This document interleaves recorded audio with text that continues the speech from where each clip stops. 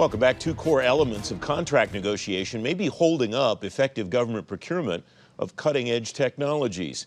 Changing them has the potential to realign the way the government buys things like cloud computing. According to Roger Waldron, the president of the Coalition for Government Procurement, he's writing about seeding the schedules cloud on the coalition's website. Roger, welcome. It's great to see you. What does that title mean, seeding the schedules cloud?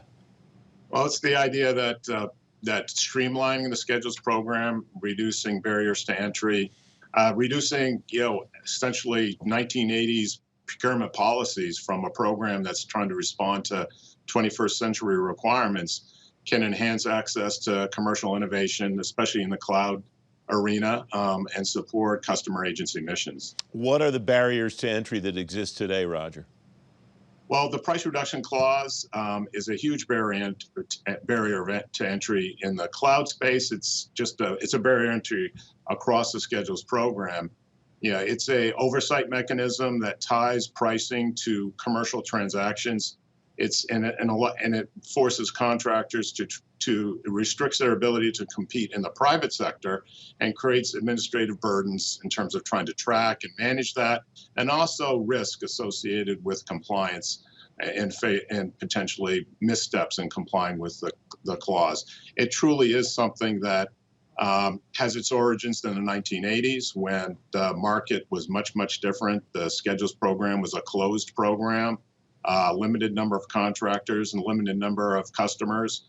And now the program reflects the commercial market with thousands of contracts, thousands of customers, and trying to respond to commercial innovation and changes. The price reduction clause is a static tool that kind of puts you in a place and tries to create cookie cutters situations where you're trying to compare one requirement, especially in the service arena, to another requirement, when you should really be focusing on how to best meet that requirement, the flexibility and offering a solution rather than having to look over your shoulder and say, well, what did I do for that customer? And if I did something different for the government, I could get myself in trouble. All right, so you're the professor and I've been the student over the years, Roger, and tell me if I got this right. The price reduction clause, I'm paraphrasing, I'm not reading off anything.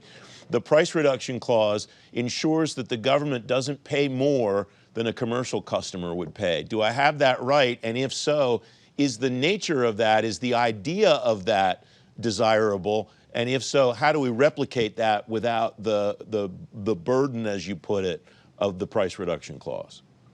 That's essentially what the clause provides, that you do track against commercial customers. And what that does, if you're a commercial firm, you have to think about what am I offering my commercial customers and how does that impact my price? And again, it may make sense in a closed market where there is an ongoing competition at the task order level, where pricing is much more static. But the schedules program, to its credit, it requires competition at the task order level. Agency-specific requirements vary. They vary from commercial requirements, and trying to compare one to the other in that context, I think, it's a losing proposition. It doesn't add value. And GSA's even when GSA implemented transactional data reporting, they took a look at the effectiveness of the price reduction clause, and in their own analysis, they found that the vast majority of pricing changes and reductions have nothing to do with the price reduction clause. They have to do with the market itself and competition. What kind of setup would remedy this, Roger, or is removing setups entirely the solution in your view?